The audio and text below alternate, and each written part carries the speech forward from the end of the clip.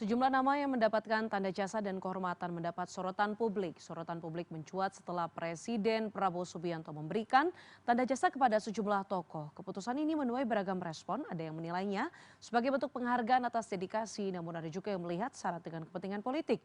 Dan untuk membahasnya, saya langsung menyapa Hendri Satrio, analis komunikasi politik Kedai Kopi. Dan kami juga sudah mencoba mengundang dari pihak istana, namun hingga saat ini belum bisa bergabung. Bang Ensa, selamat malam. Terima kasih sudah mau bergabung di Insight Politics pada malam hari ini. Dengan senang hati Diana. Selamat malam, sehat-sehat Diana. Sehat-sehat. Mas Hensat, ini saya mau Anda komentar terlebih dahulu deh soal Presiden Prabowo yang memberikan tanda jasa dan juga kehormatan kepada sejumlah tokoh yang rasa-rasanya ini kan ada cukup banyak ya, ada 141. Tapi kalau dikulik satu-satu, Hmm. ini rasanya ada all president's men gitu. Sebut saja ada Sugiono, kemudian ada Prasetyo Hadi, ada Letkol Tedi, ada Anggaraka Prabowo. Gimana komentar Anda soal ini? Ya, kalau itu kan memang kelihatannya sama seperti pembentukan kabinet ya, jadi terserah presiden, prerogatifnya Mhm. presiden gitu. Bahkan di Undang-Undang Nomor 20 tahun 2009 itu dinyatakan memang tanda kehormatan ini penghargaan negara yang diberikan ke presiden pada seseorang gitu. Dan ini karena dharma bakti dan kesetiaan yang luar biasa terhadap bangsa dan negara. Jadi sebetulnya kalau Diana cukup dekat dengan presiden juga berpeluang mendapatkan bintang jasa itu atau bintang kehormatan itu. Jadi Mhm. kalau menurut saya justru sekarang bebannya itu ada di penerima bintang kehormatan itu atau tanda kehormatan itu. Mhm. Kenapa? Karena artinya dia harus menjaga marwah negara dan harus menjaga marwah presiden lebih tinggi dari sebelumnya. Jadi kalau sebelumnya dia memberikan 100% ya, kesetiaan dan mau bakti kepada bangsa dan negara, ya sekarang harus 200-300% diberikan, apa namanya, dharma bakti dan kesetiaan yang luar biasa itu. Jadi artinya dia harus tampil lebih ke depan lagi untuk, membawa nama baik dan menjaga nama baik bangsa dan negara. Jadi kalau menurut saya harusnya para penerima tanda kehormatan ini bukan hanya berterima kasih karena menerima atau mendapatkan tanda kehormatan, Mhm. tapi juga setelah itu what next? Apa lagi yang bisa diberikan Anda kepada bangsa dan negara ini? Jangan sampai kemudian mereka mendapatkan tanda kehormatan, setelah itu jadi menurun prestasinya. Nah, itu kan berat buat presiden, berat juga buat negara ini. Tapi lagi-lagi saya sih mendukung aja apa yang diberikan atau kepada siapa presiden memberikan tanda kehormatan itu. Karena memang kelihatannya menurut undang-undang dan aturan itu tidak menyalahi aturan dan perundangan yang berlaku. Jadi, selamat bagi para penerima tanda kehormatan bintang itu. Ya itu Hmm. pesan saya setelah ini, what next? Apalagi yang Anda bisa berikan kepada bangsa dan negara ini. Mhm. Kalau saya lihat komentar netizen sebenarnya Bang Hensat, ini kalau kita melihat juga selain komentar netizen di Undang-Undang Nomor 20 Tahun 2009 begitu ya. Ini kan sebenarnya fokusnya adalah berjasa kepada negara, Mhm. memberikan dedikasi dan lain sebagainya. Nah, netizen komentarnya itu adalah, "Loh, mana jasanya? Dari segi apa?" Nah, ditilik dari situ. Tapi Anda menyebutkan itu sebenarnya dari segi, perspektif presiden boleh-boleh aja. Tapi kan kalau kita melihat ada beberapa orang yang bahkan belum berkarya begitu untuk, bangsa dan negara, sebut saja jadi menteri atau jadi, kepala badan begitu, belum genap 1 tahun. Apakah menurut Anda sebenarnya ini tidak menganggap, berjasa kepada presidennya atau berjasa kepada negaranya nih? Ini menurut Anda, tidak kabur begitu? Ya, pasti kan ada tuduhan-tuduhan seperti itu. Makanya saya katakan tadi di awal, pasti kan presiden punya pertimbangannya sendiri Mhm. sebelum memberikan tanda kehormatan itu. Bukan saja pertimbangan secara subjektif, tapi juga penilaian-penilaian. Tapi memang harus diakui Diana, kita juga banyak nggak tahu nih tentang sepak terjang yang diberikan bintang penghargaan itu. Tapi kan kita juga nggak bisa mengklaim bahwa karena kita tidak tahu maka dia tidak layak diberikan Mhm. tanda kehormatan itu. Makanya tadi saya katakan, saya sih, silakan saja Pak Prabowo memberikan tanda kehormatan kepada orang-orang yang beliau rasa memang memberikan jasa kepada bangsa dan negara. Tapi menurut saya, setelah ini kan Anda disorot tuh, setelah menerima tanda kehormatan Anda disorot. Nah, apalagi yang Anda berikan, kepada bangsa dan negara? Kalau gitu-gitu aja ya artinya memang, mungkin agak salah tuh penilaian Pak Presiden dan negara ini terhadap apa yang Anda sudah dapatkan tuh melalui tanda kehormatan itu. Maka menurut saya lagi-lagi memang pasti kritikan juga datang. Ya Mhm. sebut sajalah terus terang misalnya seperti Mas Pras atau Mas Teddy gitu ya. Nah itu apa tuh jasanya ya? Bisa saja ada hal-hal yang kita tidak ketahui sebelumnya. Latar belakangnya Teddy dan Mas Pras kan militer. Mungkin ada beberapa hal juga yang kita tidak ketahui tentang aksi-aksi militernya mereka gitu. Jadi memang artinya begini Diana, kita boleh mengkritisi ya, tapi jangan kemudian ketidaktahuan kita tuh dianggap orang-orang yang menerima tanda ini, Mhm. tapi gara-gara kita tidak tahu, mereka tidak berhak untuk menerima itu. Nah, tapi di sisi lain juga seharusnya dan sebaiknya setelah ini istana juga mengeluarkan latar belakang kenapa mereka dipilih, supaya masyarakat juga memahami bahwa memang ada latar belakang yang objektif kenapa kemudian presiden memberikan tanda kehormatan itu. Dasko misalnya ya kita sudah mengetahui dia, sepak terjangnya di politik bagaimana, dia kemarin kepala gugus transisi juga, kemudian banyak sekali membantu presiden dalam beberapa hal dan, misalnya lagi, AHY mungkin ada penilaian-penilaian sendiri dari Pak Presiden kepada,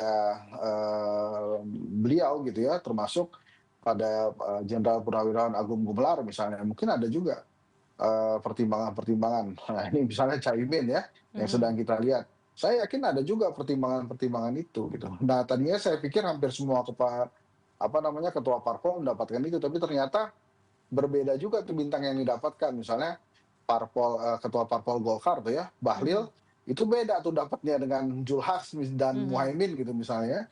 Nah, ini terlihat, lebih tinggi mungkin, yang bintang kehormatan yang didapatkan oleh Zulhas. Ya itu terserah presiden lagi-lagi itu sih.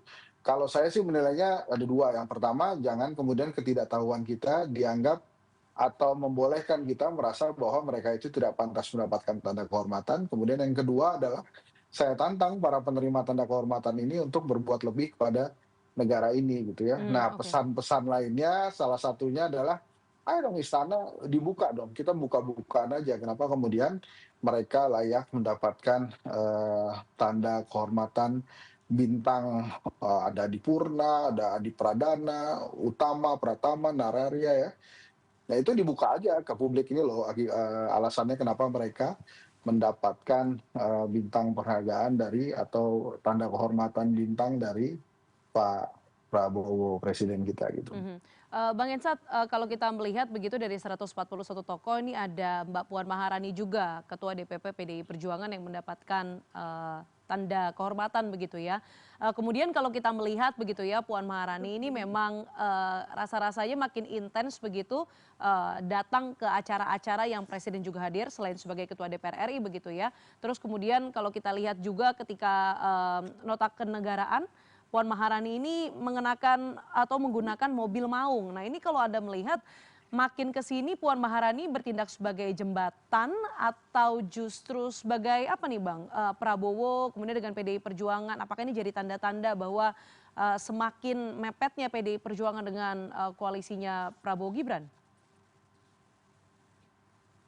Kalau tentang mepet atau tidaknya, PDI Perjuangan tidak pernah jauh Diana dengan, koalisi pemerintahan Prabowo Gibran. Mmm. Ya salah satunya adalah Puan Maharani gitu ya. Puan Maharani kita tidak bisa bilang dia berada di luar pemerintahan karena dia adalah ketua DPR dalam trias politika, dia pemimpin legislatif. Jadi artinya dia tidak berada di luar. Begitu pula dengan Ibu Mega. Ibu Mega tetap berada sebagai, petinggi BRIN gitu ya, kemudian juga petinggi BPIP. Mhm. Dan, kader-kader PDI Perjuangan lainnya juga banyak yang menjadi duta besar atau menempati, tampuk pimpinan lembaga-lembaga negara. Jadi artinya PDI Perjuangan hanya tidak masuk di kabinet merah putih aja. Tapi kalau berada di dalam lingkaran pemerintahan Pak Prabowo, mereka memang berada di dalam lingkaran Pak Prabowo. Dan wajar saja kalau kemudian Mbak Puan misalnya mendapatkan penghargaan dari Pak Prabowo hari ini karena ya Mhm. dia, 2 kali menjadi ketua DPR ya, dan kiprahnya sebagai anggota dewan juga sudah lama. Kalau Mbak Puan sih menurut saya, no doubt ya, bahkan ini sebuah hal yang positif dari Pak Prabowo presiden memberikan, tanda kehormatan bintang jasa atau, bintang, ya kehormatan itu kepada kelompok yang dicitrakan oposisi dirinya gitu. Jadi positif untuk presiden. Hanya tadi kan setelah ini biasanya para penerima tanda kehormatan ini hanya menyampaikan terima kasih, kebanggaan buat saya paling kan begitu ya.